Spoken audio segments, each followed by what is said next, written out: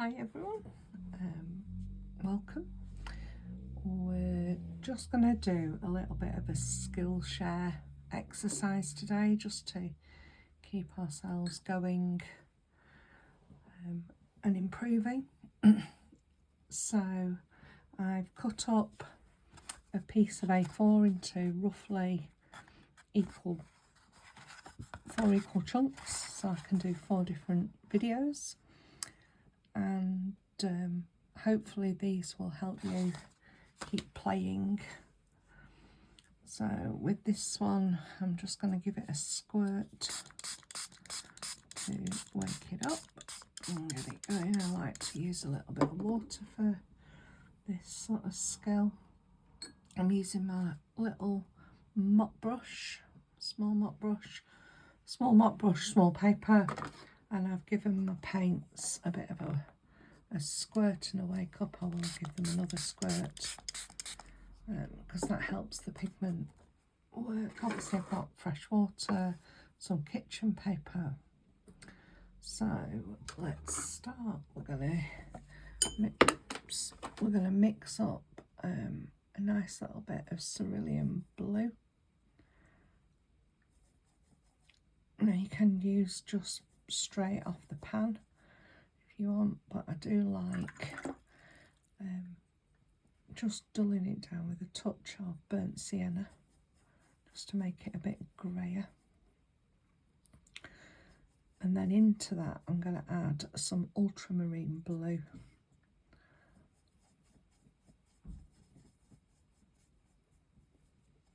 So to me that's quite a nice, I might add a touch of green or turquoise into it. That makes quite a nice sea colour.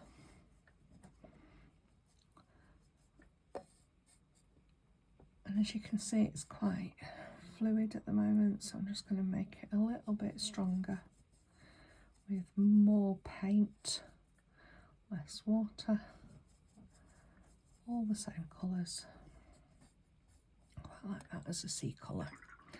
So I'm after a sky colour now.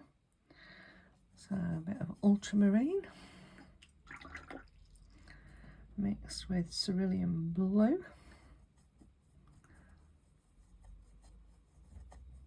Quite a nice way of doing that.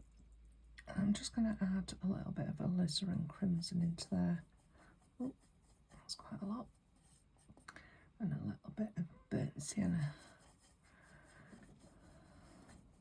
So that's going to be my cloudy sky colour.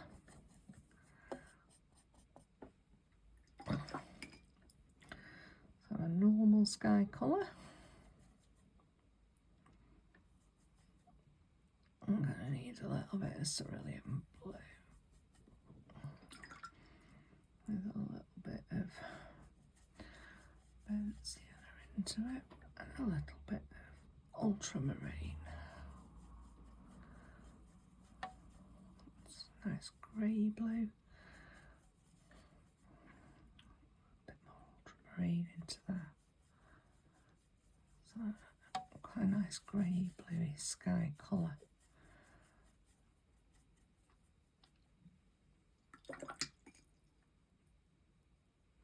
So I'm going to start off with a little bit of yellow ochre or raw sienna, either are quite similar. I'm just going to, so this is on damp paper.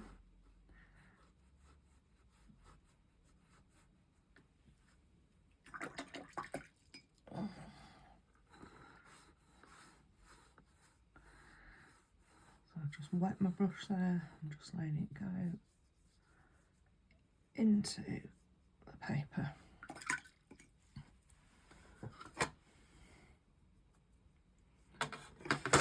So I've just got my cloud colour now. I'm dropping that in.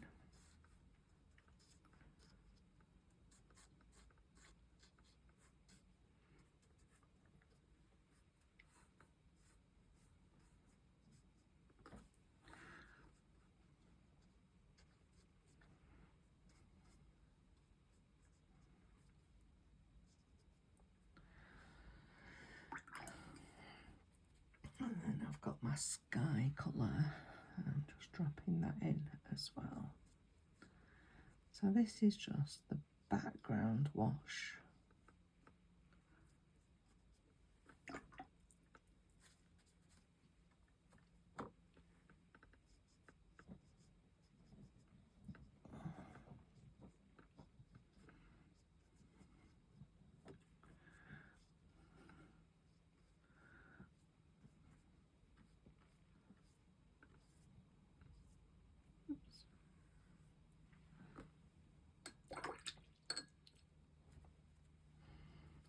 Just going to add some more of that cloud colour in.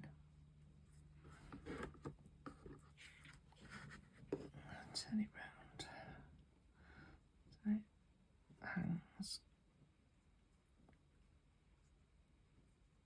in the direction I want it to.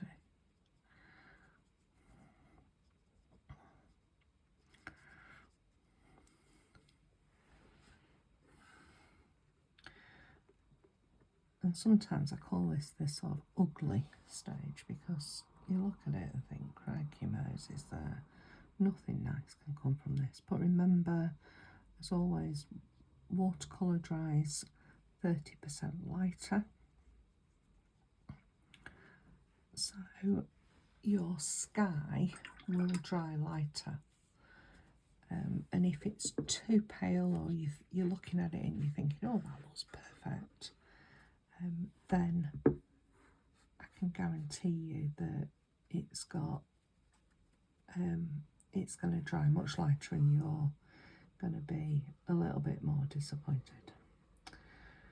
Okay, so I'm just lifting that away with a damp brush. My paper's quite wet.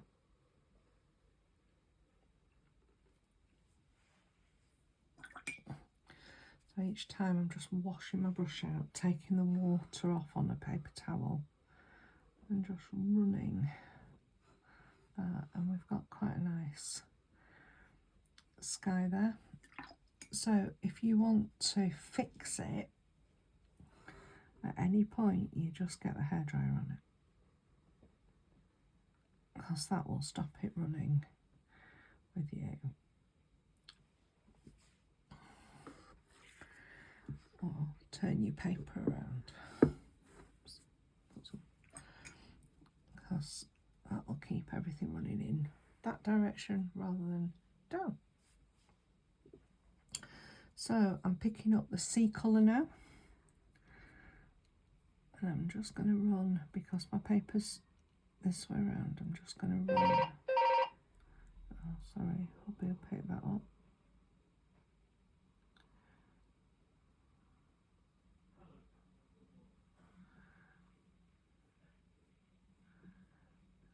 Just put in the base sea colour in, leaving some lines there for the sea, and the surf from the waves.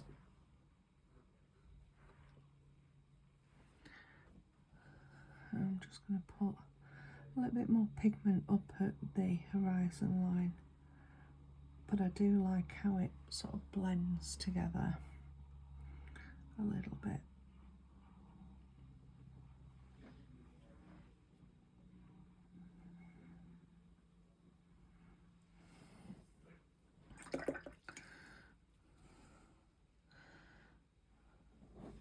And I don't know if you can see, but let me just turn the border up. But that is separating absolutely beautifully.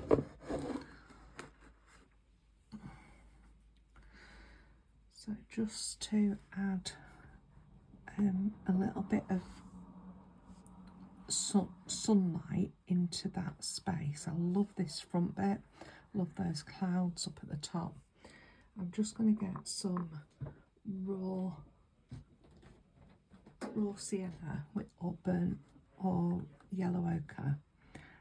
It's still wet, so I'm just going to turn the border around, and I'm just going to drop in that sunlight across. Sorry for the noise, folks. That's my cat that's under the bed, who thinks that she can probably work for Amazon.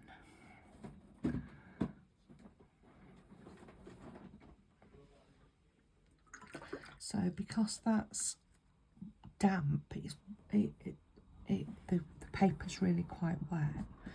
You need quite thick paint to do that, otherwise it just runs and back blooms. But hopefully you can see how that just picks up. And I'm going to do the same with some alizarin crimson.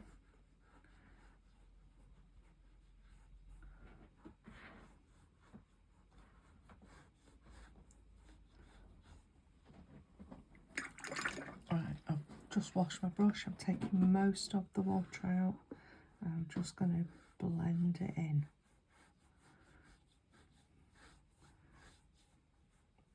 If your paper's not holding the water in the same way, you can just give it a spritz.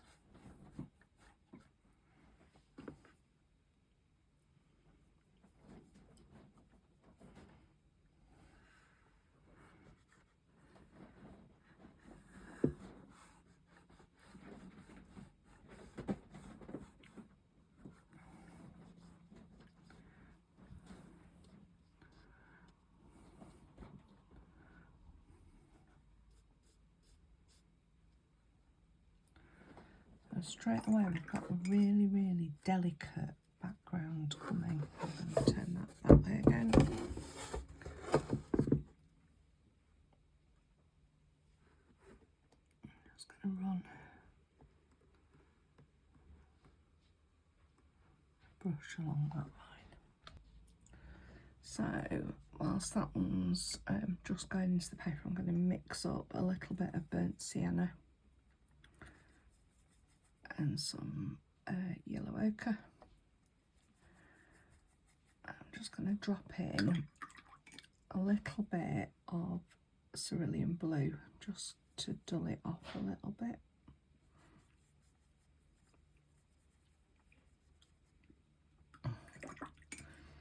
I'm going to add some Chinese white into there as well, just to take the edge off and make it more opaque.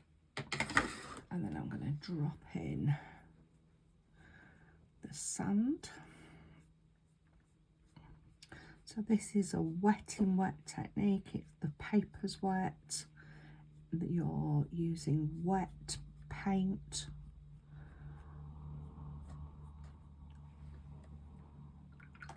Very wet paint in cases. Right, so straight from the pan now, burnt sienna, just to add a little bit of texture onto the sand. Wash my brush off, take the excess water off because otherwise you end up with blooms. And whilst the paper's wet, it's really quite forgiving. You can work quite nicely with it. So there we have a total wet in wet background of a seaside, really. Now,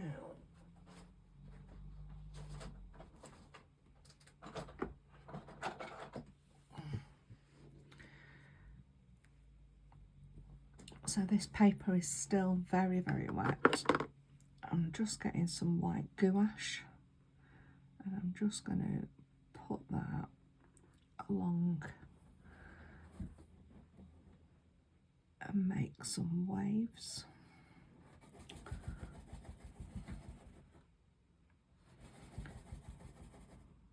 Bigger waves towards the front. And the gouache, because it's water based, unlike acrylic, will just soften back really nicely.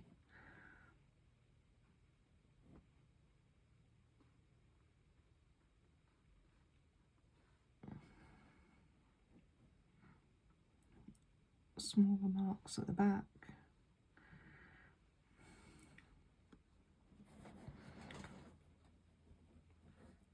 Bigger marks towards the front.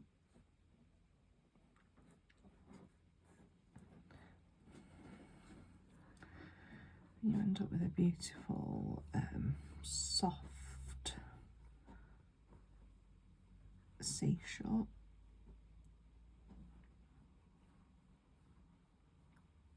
If you can see, these waves are just softening back beautifully. When it's dry, you can go back in and put a bit more over if you want. And that makes the most beautiful backwash for you to paint onto.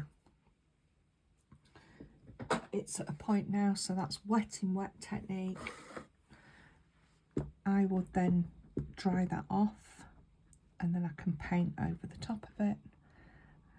But if you can get it to that point, then you're learning to use the water so that you end up with lots of different colours blending beautifully together. It makes a really sort of hazy, beautiful finish. So hopefully that's been useful to you. I might do a part 2 on that one. Once it's dry, we might put some sand dunes or some people or something. I might make a little bit more of this sunset, drop in some clouds, but once it's starting to dry, leave it alone. You can always put another wash on top.